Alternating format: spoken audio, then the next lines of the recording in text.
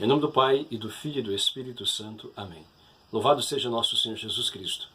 Meus amados irmãos e irmãs, o mundo ficou mais alvoroçado de uma semana para cá, quando, por ocasião deste bombardeio dos Estados Unidos a uma base aérea na Síria, em retaliação, como resposta ao uso que o ditador Bashar al-Assad, que é aquele que governa a Síria, teria feito de gases químicos contra a população civil, no qual morreram 86 pessoas, dentre as quais 30 crianças.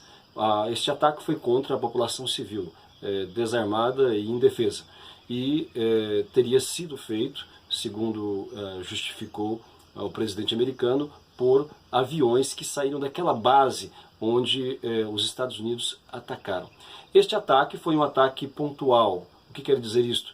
Foi apenas uma advertência, foi como uma retaliação, um aviso para que isto não acontecesse mais. Esse tipo de ataque com gases químicos, que de fato provocam uma morte muito cruel, no qual a pessoa, ela intoxicada, tem paralisia muscular e morre por asfixia, porque os músculos deixam de funcionar. Enfim, uma morte dolorosa e agonizante, muito agonizante. Este ataque que o Donald Trump, presidente americano, ordenou, foi como que uma retaliação. Não tem a pretensão de ser o início de uma guerra, não tem a pretensão de dar início a um conflito maior, embora ele mesmo disse, se coisas como esta voltarem a acontecer, não se descarta o uso de outras ações militares de maior intensidade. Enfim, mas para se dizer que não houve a intenção de iniciar uma guerra, é importante falar que Donald Trump, o presidente americano, ele ligou para o presidente russo, Vladimir Putin, para avisar que iria fazer o ataque, porque naquela base aérea, então, também estavam soldados russos, e evidentemente que avisando os russos, também os próprios sírios ficaram sabendo da ação e evacuaram. Tanto que, embora foram lançados 59 mísseis Tomahawk, que tem grande poder de destruição, apenas 6 pessoas morreram. E assim foi feita aquela ação militar, de forma que serviu de alerta, não apenas para a Síria, mas também para outros países que até então não estavam encontrando limites em sua ação, seja o Irã no seu programa nuclear, seja a Coreia do Norte, a própria Síria, enfim, e outros que estejam um alerta aos terroristas, aqueles que estão sempre planejando ataques desta natureza. É uma forma de dizer que o atual governo americano, com Donald Trump, irá dar uma resposta à altura a qualquer iniciativa desta forma que coloque em causa, sejam os interesses americanos ou dos seus aliados.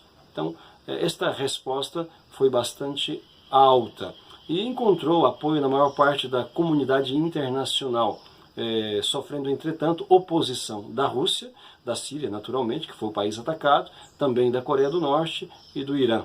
A China também protestou, pronunciou-se, melhor falando, contra aquele ataque. Mas chega a ser um pouco incoerente ou até cômico a Rússia falar que os Estados Unidos fizeram algo inadmissível a um Estado soberano, uma vez que, há alguns anos atrás, também a Rússia invadiu a Crimeia, que é uma região que pertence, na verdade, à Ucrânia. E naquela altura não se quis saber deste estatuto de país soberano. Bom, colocado isto, é importante ressaltar que não se pode daí inferir, portanto, já o início de uma terceira guerra, porque não era a intenção do Donald Trump nem invadir, nem ter uma ação continuada com mais ataques. Foi apenas uma advertência.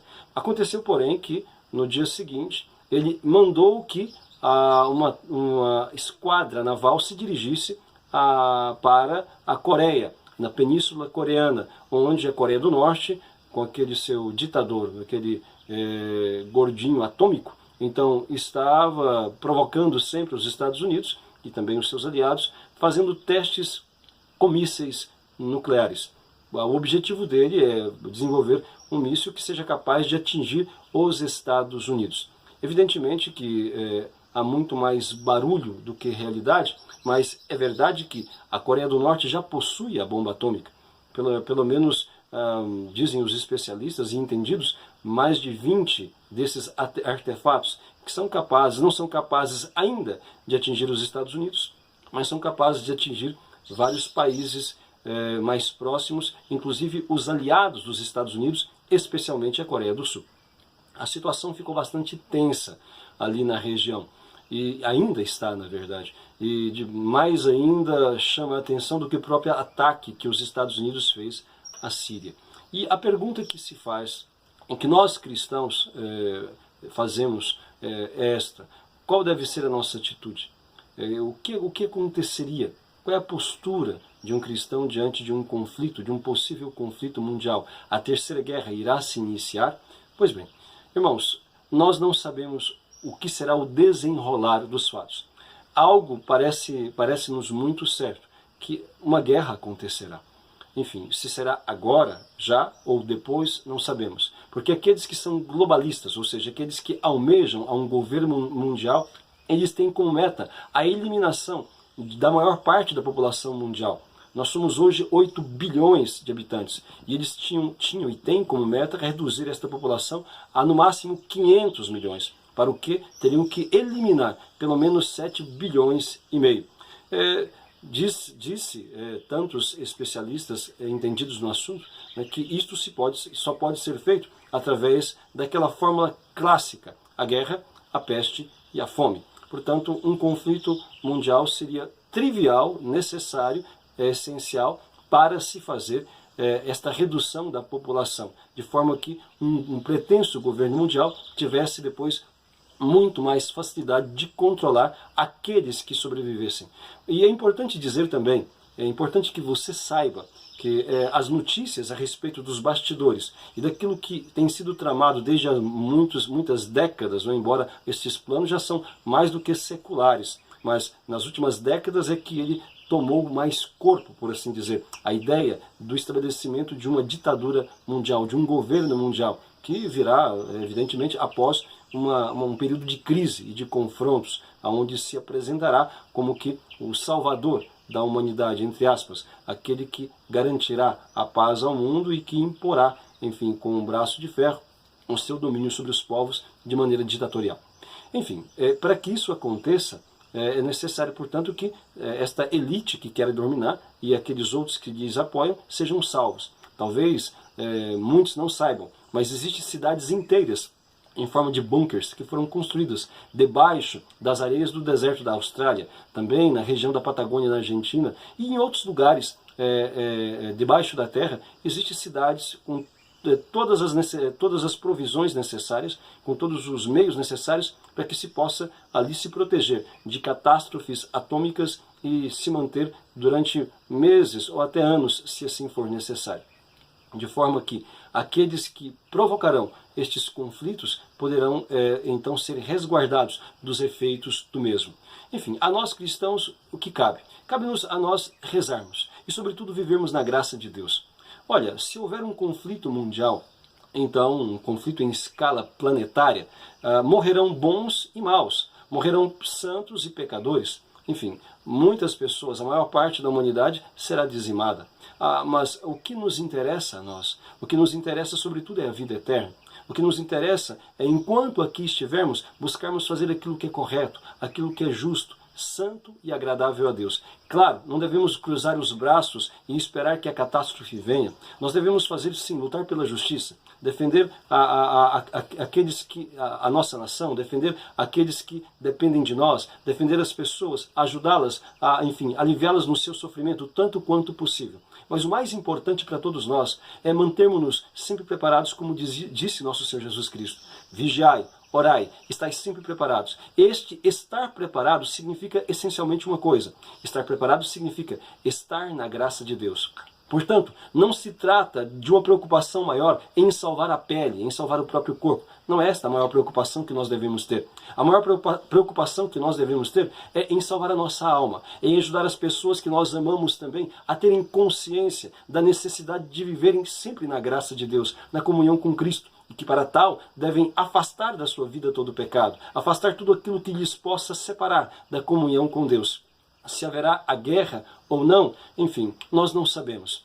Tudo indica que sim, mas, independentemente disto, nós seremos colhidos pela morte, mais cedo ou mais tarde. E o nosso juízo diante de Deus acontecerá.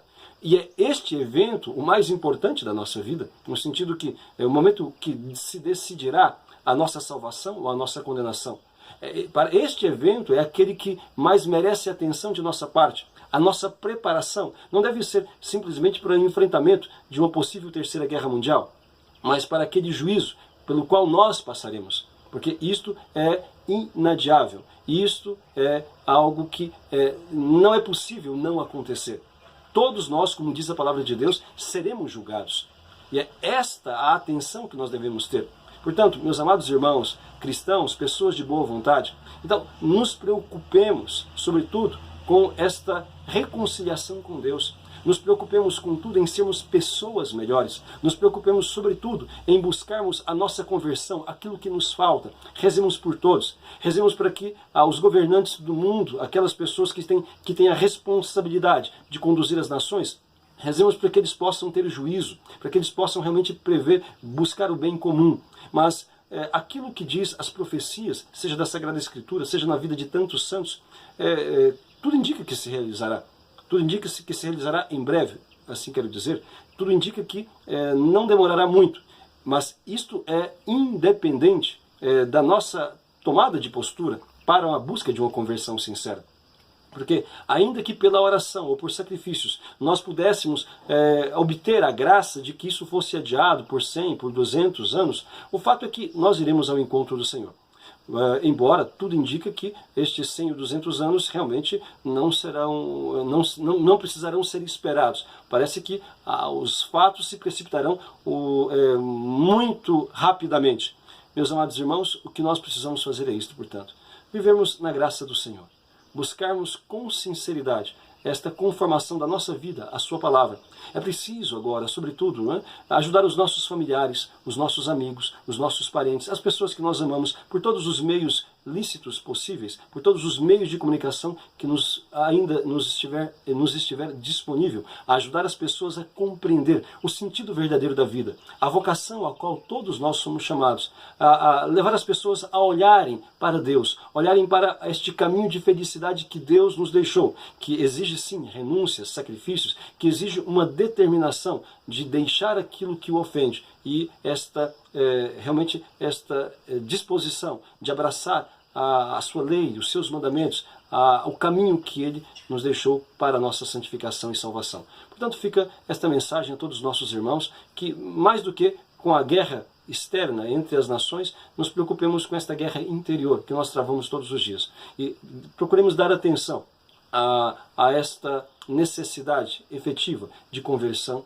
que nós temos. Busquemos viver na graça e todo o restante Deus nos conduzirá para saber como nós devemos fazer. Preocupemos-nos em salvar a nossa alma de todos aqueles que nós amamos, de todos os nossos irmãos, mais do que com o salvar o nosso corpo, a nossa pele. Louvado seja nosso Senhor Jesus Cristo.